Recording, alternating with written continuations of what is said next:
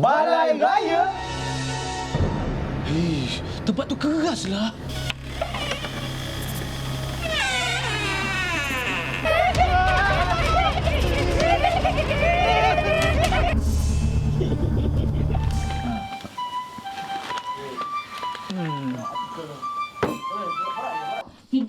Ogos tahun ni kenduri akak dan juga birthday akak.